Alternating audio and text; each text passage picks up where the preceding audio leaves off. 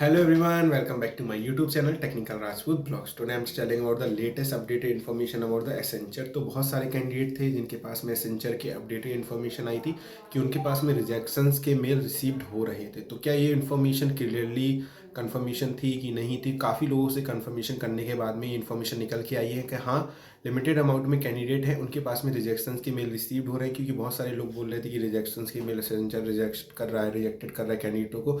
तो इसके पीछे रीज़न क्या है, क्या नहीं है? और आप लोगों की जो अपडेटेड इन्फॉर्मेशन ये थी कि मतलब हमारे जो 21 और 18 October and 13 of October candidate those were waiting for after interview updated information, जिसका 21 अक्टूबर को 18 अक्टूबर को इंटरव्यू हो गया था, उनके पास में भी रिसेंटली में कोई भी फर्दर अपडेटेड कॉन्ग्रेचुलेशंस के मेल भी रिसीव नहीं हुए हैं और उनके पास कोई भी फर्दर अपडेटेड इन्फॉर्मेशन नहीं मिली है।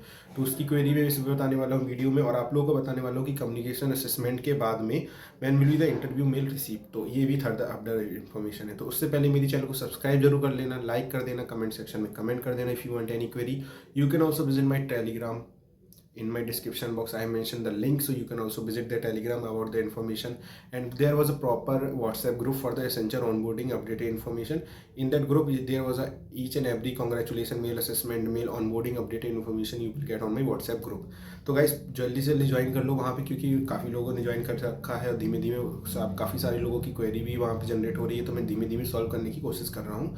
तो आप लोग ज्वाइन कर लेना। तो चलिए चलते हैं, बताता हूँ अभी रिजेक्शंस के मेल जो रिसीव्ड हुए हमारे रिसेंटली में कैंडिडेटों के पास में। तो वो कैंडिडेट की प्रॉब्लम थी कि काफ़ी लोगों ने अपने जो ग्रेजुएशन की मार्कशीट थी वो अपलोड नहीं की थी। किसी ने 7th मार्कशीट अपलोड की थी जिसके पास 8th सेमेस्टर की मार्कशीट नहीं थी, तो वहाँ पे बैकग्राउंड वेरिफिकेशन की वजह से उनके पास रिजेक्शंस के मेल रिसीव हुए।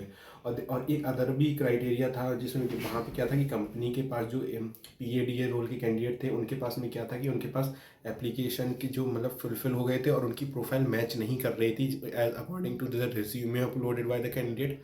तो उसके अकॉर्डिंग उन्होंने भी रिजेक्शंस किए हैं। तो काफ़ी ये दो रीज़न मेनली हैं। तो मैं हर एक वीडियो में गाइस आप लोगों को बोलता था कि बैकग्राउंड वेरिफिकेशन में गाइस अपने marksheet 10th 12th graduation marksheet जितने भी अपलोडेड डॉक्यूमेंट्स हैं वो प्रॉपर में सबमिट कीजिए एज अ PDF फॉर्मेट, क्योंकि अगर आप लोगों की ज्वाइनिंग होगी, फॉर्मेलिटीज़ कंप्लीट होगी, तो मेनली डिपेंडेंट करता है आप लोगों की, क्योंकि थर्ड पार्टी है वो आप लोगों का बहुत ही अच्छे तरीके से आप लोगों का बैकग्राउंड वेरिफिकेशन चेक करती है, डॉक्यूमेंट वेरिफिकेशन चेक करती है, क्योंकि मोस्टली कैंडिडेट हैं रिजेक्टेड इसी में ही होते हैं। तो मैं आप लोगों से बता रहा हूँ कि जितने भी कैंडिडेट हैं जिनका अपकमिंग डेज में उनके एग्जाम्स होने वाले हैं, असेसमेंट होने वाले हैं, तो पहले से अपने प्रिपेयर करके रखिए डॉक्यूमेंट, क्योंकि आप लोगों को रिजेक्शन ना हो।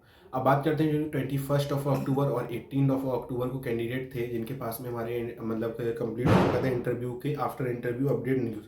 तो मैं गाइस आप लोग बता दूं कि लार्ज अमाउंट में कैंडिडेट हैं वेट कर रहे हैं। Evenly candidate from the May batch और June batch candidate are still waiting for their onboarding updated information. So guys अगर आप लोग का इंटरव्यू कंप्लीट हो चुका है, इंटरव्यू के बाद में कोई अपडेटेड मेल नहीं आया है, तो गाइस आप लोग मोस्टली 15 to 25 डेज में आप लोग वेट कीजिए, क्योंकि पहले जो क्राइटेरिया था विद इन 1 वीक में और 7 to 10 डेज में आप लोग के पास अपडेटेड इन्फॉर्मेशन आ जाती थी। पर अब इस टाइम पे कुछ लार्ज अमाउंट ऑफ एप्लीकेशन में पेंडिंग है, तो जिसकी वजह से गाइस आप लोगों का जो क्राइटेरिया है वो थोड़ा सा 25 से 30 डेज में आप लोग का एक्सपेंड हो सकता है। तो और भी फर्दर अपडेट इन्फॉर्मेशन मिलेगी तो मैं आप लोग को इन्फॉर्म करूंगा regarding the proper information from the criteria. अब बात करते हैं कि हमारे जो after communication assessment when will be the interview mail receive. तो जो कम्युनिकेशन असेसमेंट हो जाता है उसमें ओवरऑल चेक करने के बाद में विद इन 7 डेज में आप लोगों के इंटरव्यू के मेल आ जाते हैं। तो due to the amount of festival की वजह से कुछ मतलब डिले हो रहा है, तो आप लोगों का विद इन अ वीक में आप लोगों के पास में इंटरव्यू के मेल आने के चांसेस हैं। जिनका असेसमेंट में ओवरऑल परफॉर्मेंस 60% अबव गया होगा और अच्छा परफॉर्म किया होगा तो उनके पास में रिसेंटली में रिसीव होने वाला है। तो आई होप गाइस वीडियो अच्छा लगा हो तो लाइक कर देना, कमेंट सेक्शन में कमेंट। Thank you.